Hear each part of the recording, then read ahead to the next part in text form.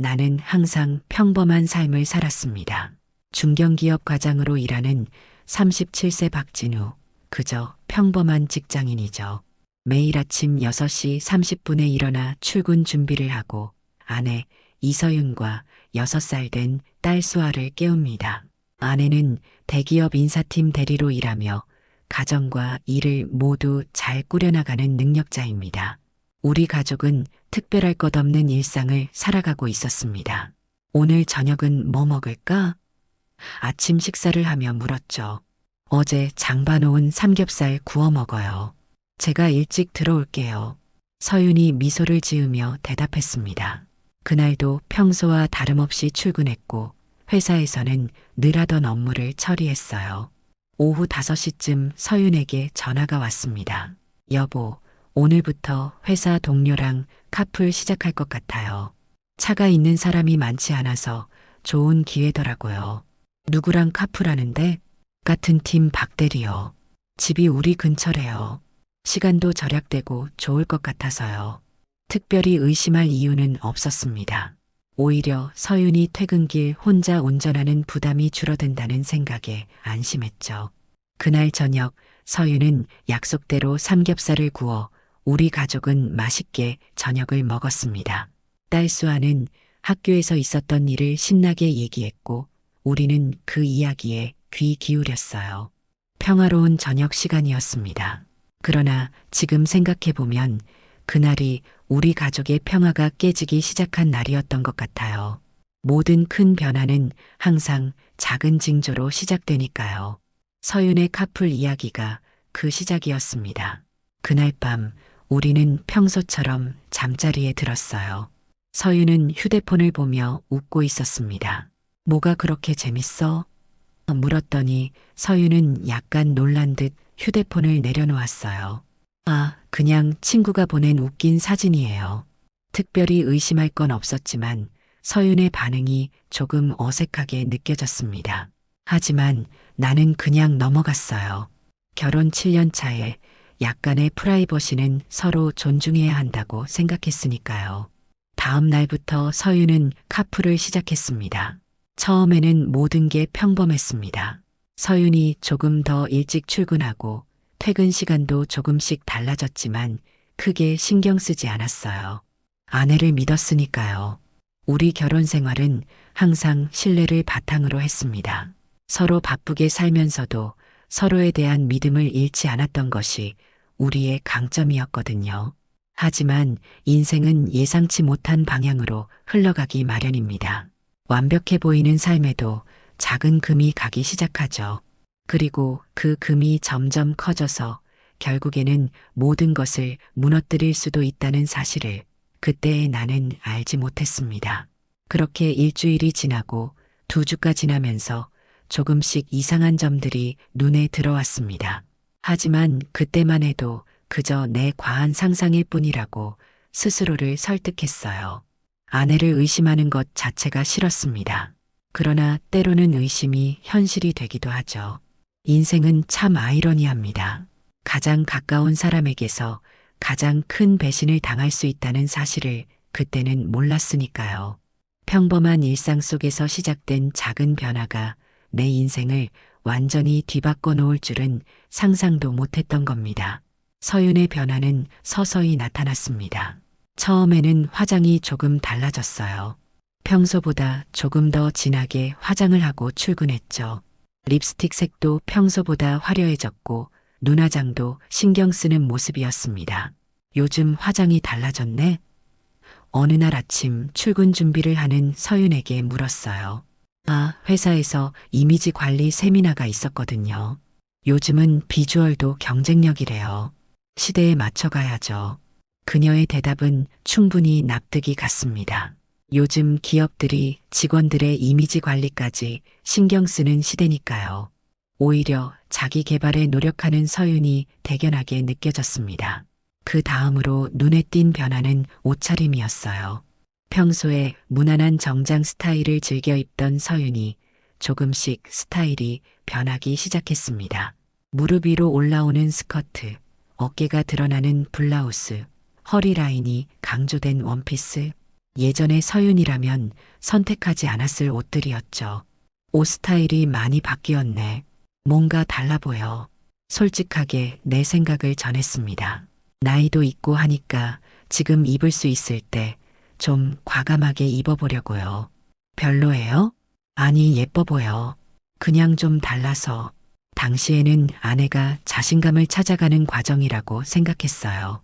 30대 중반에 접어들면서 느끼는 일종의 위기감 같은 것으로 여겼죠.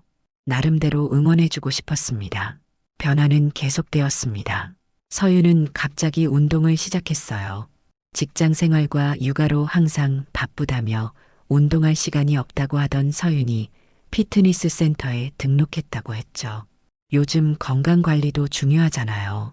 회사에서도 직원 건강 관리에 신경 쓰라고 하더라고요. 일주일에 3번, 퇴근 후 피트니스 센터에 들러 운동을 하고 온다고 했습니다. 그래서 그날들은 저녁 시간이 조금 늦어졌죠. 처음에는 10시, 11시까지 기다리는 것이 힘들었지만 아내의 건강을 위한 일이니 이해해야 한다고 생각했습니다. 귀가 시간이 점점 늦어지기 시작했어요. 처음에는 카풀 때문에 30분 정도 차이였는데 어느새 1시간, 2시간으로 늘어났습니다. 집에 도착하면 피곤한 기색이 역력했지만 술 냄새는 나지 않았고 특별히 이상한 점은 없었어요. 그저 직장 생활이 바빠진 것으로 생각했습니다. 그러던 어느 날 서윤의 향수 냄새가 달라진 것을 발견했습니다.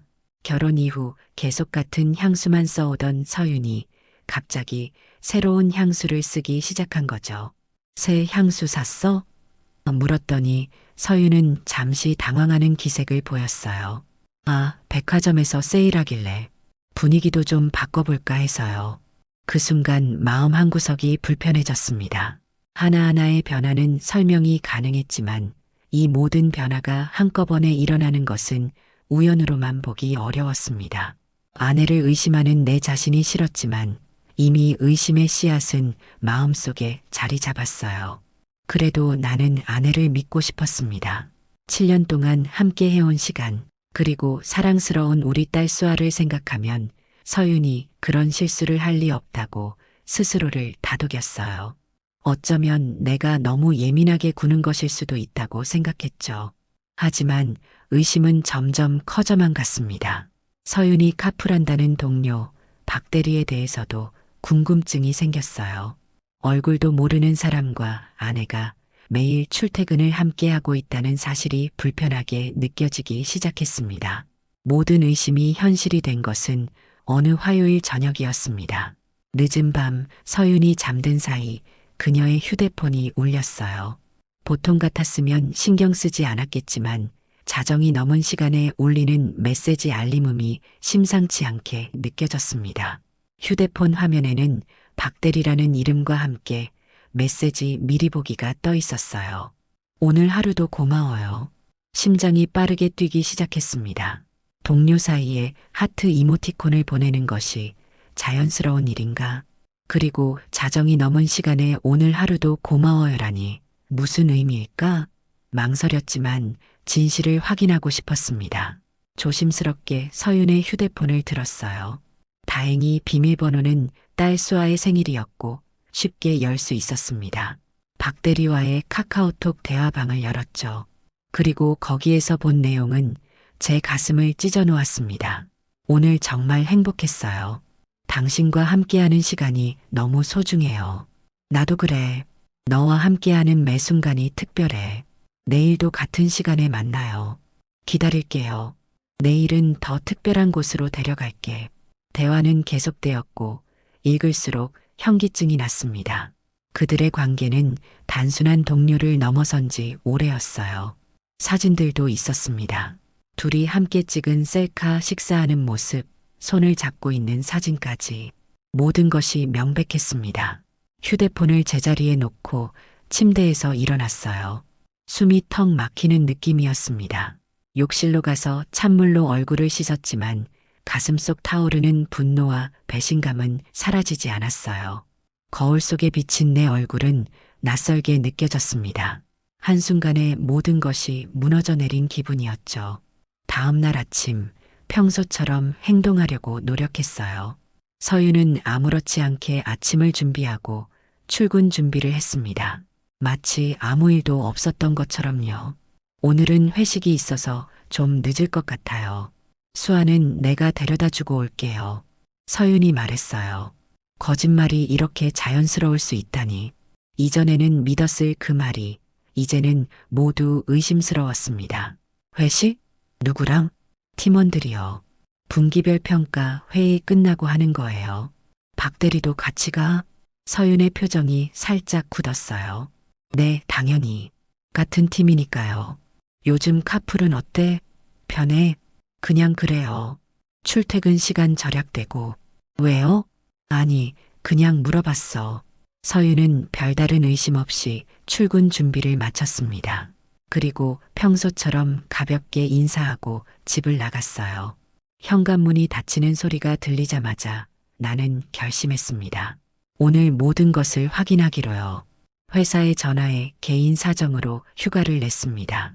그리고 서윤이 탄 차를 먼 거리에서 따라갔어요. 예상대로 그들은 회사 방향이 아닌 다른 곳으로 향했습니다. 한참을 달려 도착한 곳은 한적한 카페였어요. 그들은 차에서 내려 카페로 들어갔고 창가에 앉아 다정하게 대화를 나누는 모습이 보였습니다. 2시간 후 그들은 각자의 회사로 향했어요. 아마도 지각을 눈치채지 못하게 하기 위함이겠죠. 나는 그대로 집으로 돌아왔습니다. 가슴이 찢어지는 아픔과 함께요. 그날 저녁 서윤은 약속대로 늦게 귀가했습니다. 술 냄새도 나고 회식 분위기가 물씬 풍겼어요. 완벽한 알리바이를 만들어 놓은 것 같았습니다. 나는 일주일 동안 서윤의 행적을 조용히 관찰했습니다. 매일 아침 나는 회사에 출근한 척하고 차에서 대기하다가 서윤과 그 남자가 함께 나오면 그들을 미행했어요. 그들은 종종 아침에 카페에 들러 시간을 보냈고 퇴근 후에는 다양한 장소에서 만남을 이어갔습니다. 가장 충격적인 발견은 목요일에 있었어요. 서윤이 딸 수아를 학원에 데려다 주고 온다며 나간 날이었습니다. 나는 평소처럼 수아를 학원에 데려다 주고 돌아와 서윤을 기다렸죠. 하지만 서윤은 학원에 가지 않았어요. 대신 약속 장소에서 그 남자를 만나 어디론가 떠났습니다. 그들을 미행한 결과 그들이 향한 곳은 도시 외곽의 한적한 공원이었어요. 넓은 주차장이 있는 그곳은 낮에는 등산객들이 많이 찾는 곳이지만 저녁 시간대에는 인적이 드문 곳이었습니다. 그들의 차는 주차장 구석진 곳에 멈춰 섰고 두 사람은 차 안에 그대로 남았어요. 주변에는 몇 대의 차량이 더 있었지만 모두 시동은 꺼져 있고 30분, 1시간이 지나도 아무도 내리지 않았습니다. 가끔 차량이 덜컹거리는 모습이 보였고 시간이 지날수록 그 진실이 명확해졌어요. 이곳은 불륜 커플들의 은밀한 만남 장소였던 것입니다. 가슴이 무너져 내리는 느낌이었습니다. 6살 딸아이를 핑계로 이런 짓을 한다니. 화가 치밀어 올랐지만 참았어요. 증거를 확보하고 냉정하게 대처하고 싶었습니다. 차 안에서 서윤의 차를 지켜보며 시간이 갔어요. 2시간이 지난 후 마침내 그들은 차에서 내렸습니다. 어둠 속에서도 서윤의 모습은 뚜렷이 보였어요. 흐트러진 옷매무새를 정리하며 그 남자와 이야기를 나누고 있었습니다. 그들은 작별 키스를 나눈 뒤 각자의 차로 돌아갔어요. 서윤은 집으로 향했고 나는 잠시 후에 그녀를 따라 집으로 돌아왔습니다. 집에 도착한 서윤은 마치 아무 일도 없었다는 듯 행동했어요. 학원 선생님이 수아가 열심히 한다고 칭찬하시더라고요.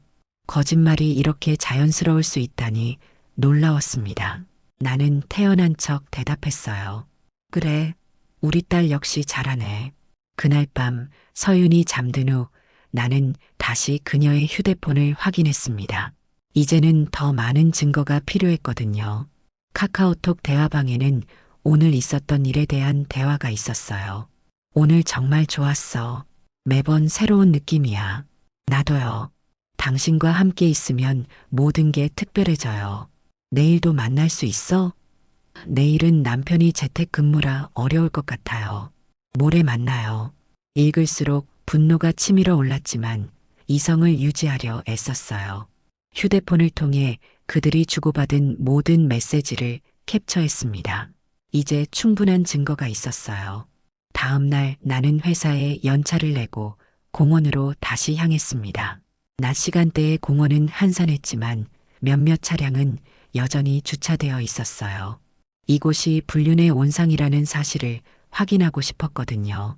공원 관리사무소를 찾아가 근처에 설치된 CCTV에 대해 물었습니다. 이 주차장에 CCTV가 있나요? 네, 안전을 위해 4대의 카메라가 설치되어 있습니다. 왜 물으시죠? 제 차량이 어제 여기 주차되어 있었는데 긁힌 것 같아서요. 혹시 확인할 수 있을까요? 경찰 요청이 있으면 영상을 제공할 수 있습니다. 개인적으로는 어렵네요.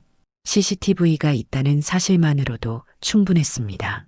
필요하다면 법적 절차를 통해 영상을 확보할 수 있을 테니까요. 모든 증거를 확보한 후 나는 변호사를 찾아갔습니다. 이혼 전문 변호사인 김 변호사는 내 사연을 듣고 깊은 공감을 표했어요. 불륜 증거가 확실하니 이혼 소송은 유리하게 진행될 겁니다. 하지만 상간자 소송을 같이 진행하시겠어요? 상간자 소송이요? 네, 배우자와 불륜 관계를 맺은 제3자에게 정신적 고통에 대한 배상을 청구하는 소송입니다. 증거가 확실하다면 충분히 가능합니다. 나는 망설임 없이 동의했어요. 네, 진행해 주세요. 최대한으로 그들에게 책임을 물을 수 있는 방법을 알려주세요. 김 변호사는 상간자 소송을 위한 필요 서류와 절차를 설명해 주었습니다. 손해배상 청구액은 5천만 원으로 정했어요. 이혼 소송과 동시에 상간자 소송을 진행하기로 했죠.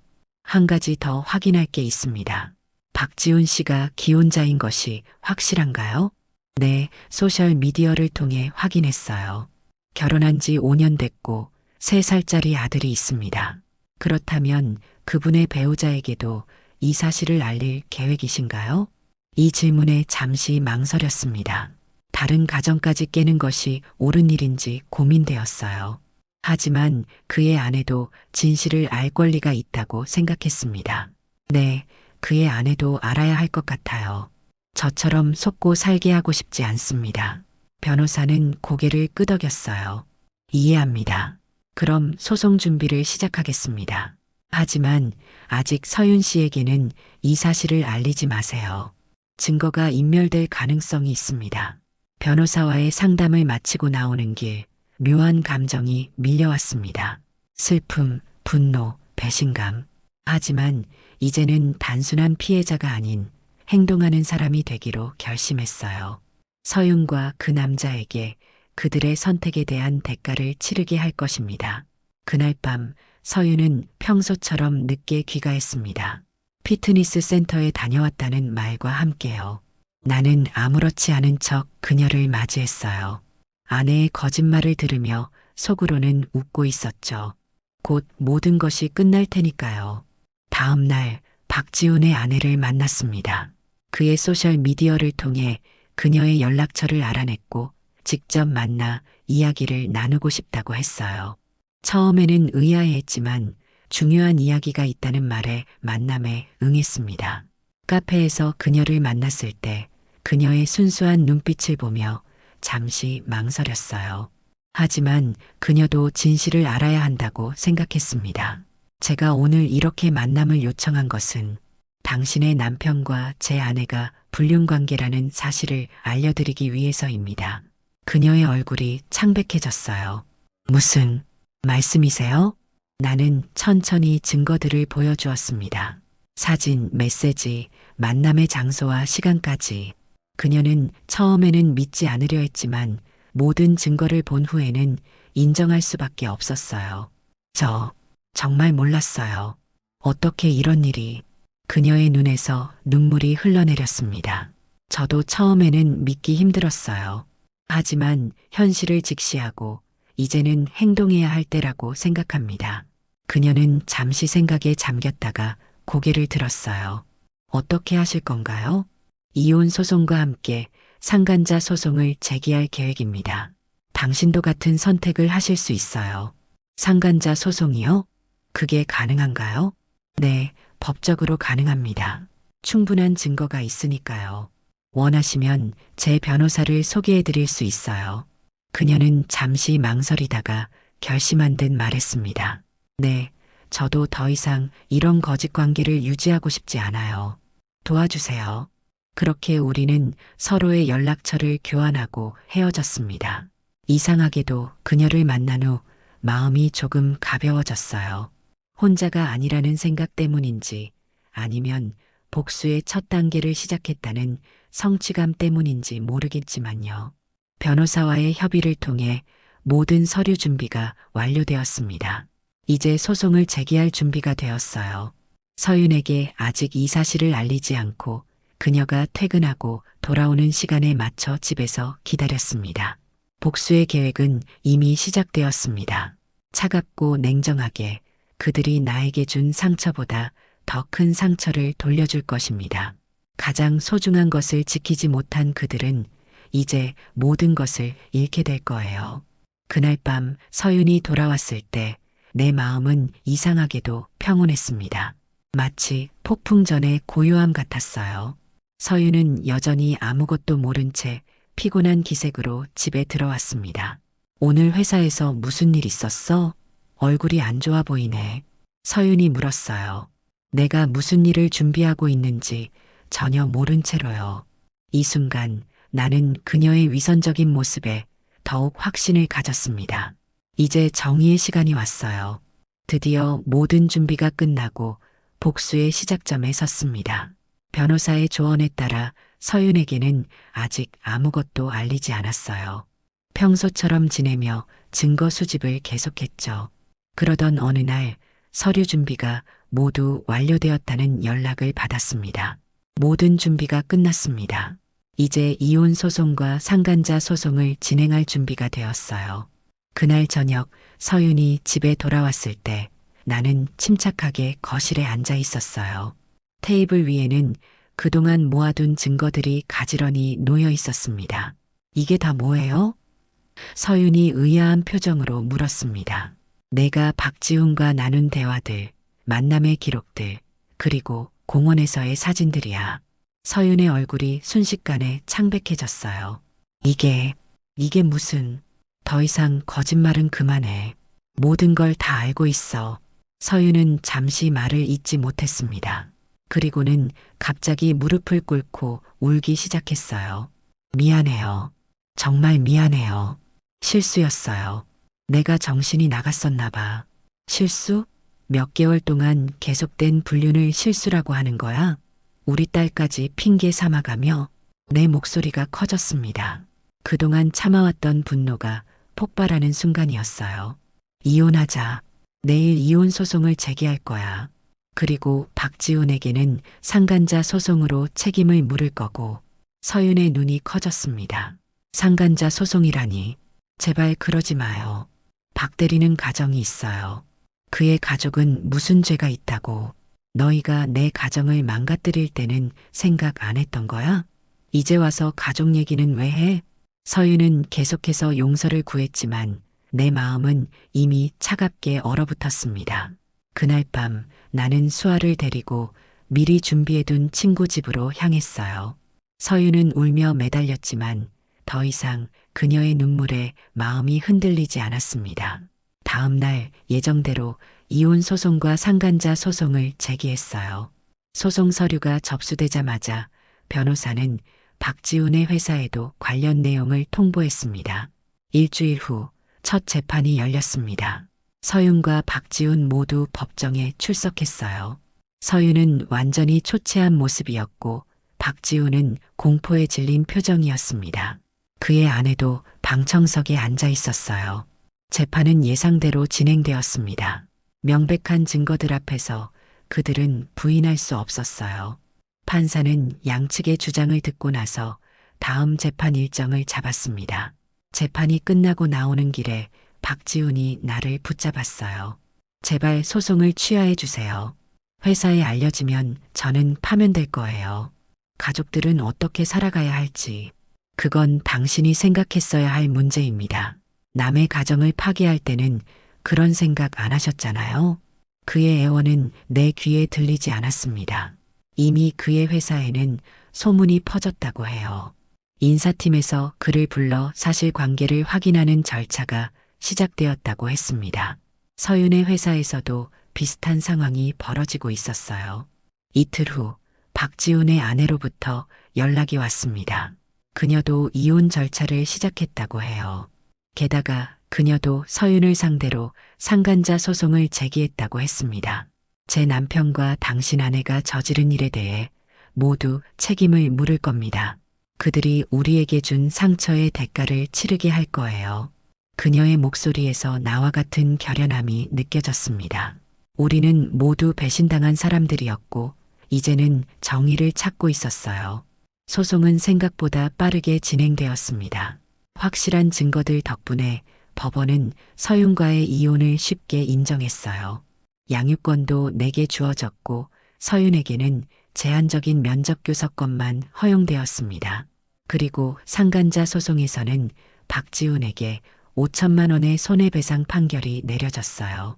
그러나 법적 판결보다 더 큰 타격은 그들의 사회적, 직업적 생활에 가해졌습니다. 소문은 빠르게 퍼졌고 박지훈은 결국 회사에서 해고되었어요.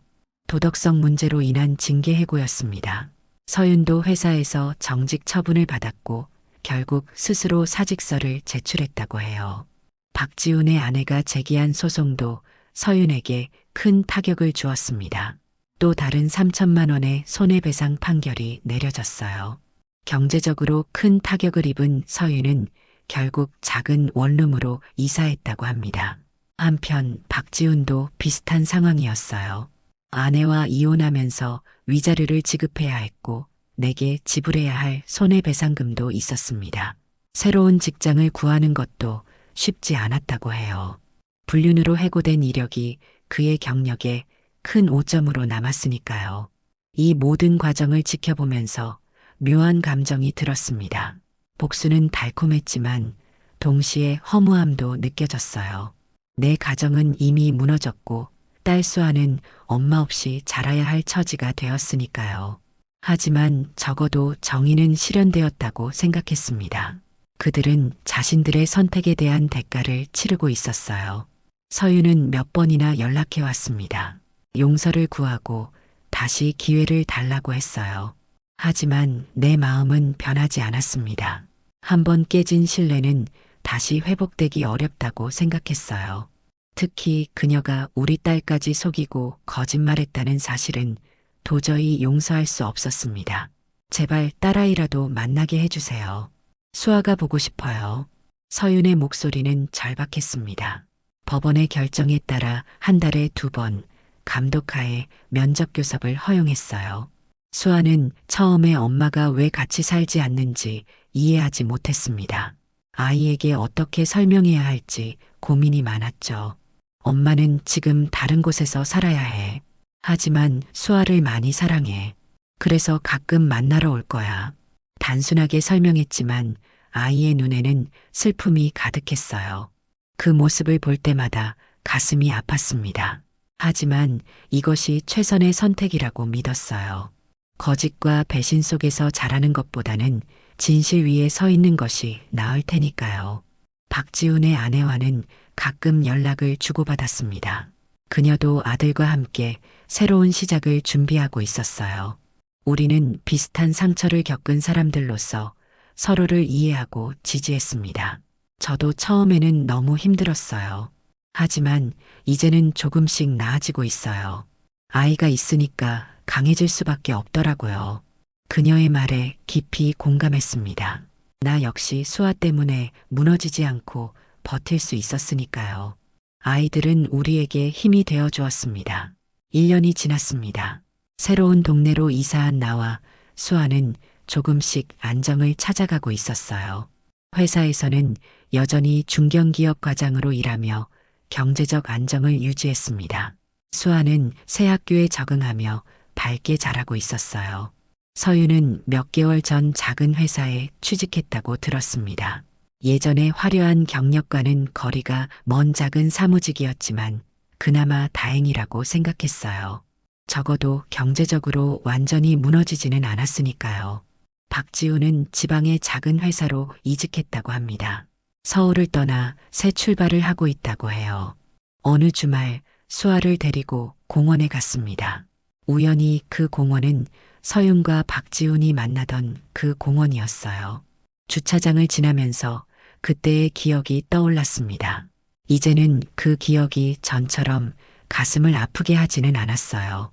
시간이 약이라는 말이 맞나 봅니다. 아빠, 저기 가서 놀아도 돼요? 수아가 놀이터를 가리키며 물었어요. 그럼 다녀와. 아빠는 여기 벤치에 앉아 있을게. 수아가 신나게 뛰어가는 모습을 보며 미소 지었습니다. 아이의 순수한 웃음이 내게 큰 위로가 되었어요. 그리고 생각했죠. 비록 고통스러운 과정이었지만 이제 우리는 거짓없는 새로운 삶을 살고 있다고요. 벤치에 앉아 주변을 둘러보니 주차장에는 여전히 몇 대의 차가 정차되어 있었습니다. 그 안에서 무슨 일이 벌어지고 있는지는 알 수 없었지만 아마도 또 다른 비극의 씨앗이 뿌려지고 있을지도 모른다는 생각이 들었어요. 인생은 참 아이러니합니다. 누군가의 고통이 다른 누군가에게는 쾌락이 되고 한 가정의 붕괴가 다른 가정에서는 남모를 비밀로 남게 되니까요. 박지훈의 전 아내와는 여전히 가끔 연락을 주고받고 있었습니다. 그녀 역시 아들과 함께 새 삶을 살아가고 있었어요. 우리는 서로의 상처를 이해하는 좋은 친구가 되었습니다. 혹시 새로운 만남은 없으세요? 어느 날 그녀가 물었어요. 아직은 생각이 없어요. 수아에게 집중하고 싶어서요. 당신은요? 저도 비슷해요. 아직은 새로운 관계를 맺을 용기가 나지 않네요. 우리 모두 상처가 아직 완전히 아물지 않았나 봅니다. 하지만 적어도 이제는 앞으로 나아가고 있었어요. 그리고 그것만으로도 충분했습니다. 서윤은 여전히 수아를 만나러 왔습니다. 법원의 결정에 따라 한 달에 2번, 그리고 이제는 감독 없이도 만남이 허용되었어요. 서윤은 수아에게 좋은 엄마가 되기 위해 노력하는 것 같았습니다. 적어도 그 부분은 고맙게 생각했어요. 수아가 많이 컸네요. 학교 생활은 어때요? 수아를 데려다 준 후 서윤이 물었습니다. 잘 지내고 있어요. 친구들도 많이 사귀었고 공부도 열심히 해요. 다행이네요. 그리고 당신은 어떻게 지내요? 저야 변함없죠. 회사 다니고 수아 키우고. 어색한 침묵이 흘렀어요. 한때는 가장 가까웠던 사람이 이제는 이렇게 낯설게 느껴진다는 게 참 묘했습니다. 정말 미안해요. 언제 봐도 미안하다는 말밖에 할 수가 없네요. 서윤의 눈에 눈물이 고였습니다. 이제 그만해요. 우리 모두 앞으로 나아가야 해요. 과거는 과거일 뿐이니까요. 그녀는 고개를 끄덕였어요. 작별 인사를 하고 돌아서는 그녀의 뒷모습을 보며 생각했습니다. 한때 사랑했던 사람, 내 인생의 일부였던 사람, 이제는 그저 딸의 어머니로서만 남게 된 사람. 인생은 참 예측할 수 없는 여정이라는 생각이 들었어요. 집으로 돌아오는 길, 수아가 물었습니다. 아빠, 엄마랑 우리 다시 같이 살 수 없어요? 순간 가슴이 아팠지만 아이에게 진실을 알려주고 싶었어요. 때로는 어른들의 사정으로 함께 살 수 없게 되는 경우가 있단다. 하지만 엄마와 아빠 모두 수아를 너무 사랑해. 그건 절대 변하지 않을 거야. 수아는 잠시 생각하더니 고개를 끄덕였습니다. 아이의 눈에 슬픔이 있었지만 동시에 이해하려는 모습도 보였어요. 아이들은 우리가 생각하는 것보다 훨씬 더 강하고 현명합니다. 우리는 이제 새로운 일상을 살아가고 있어요.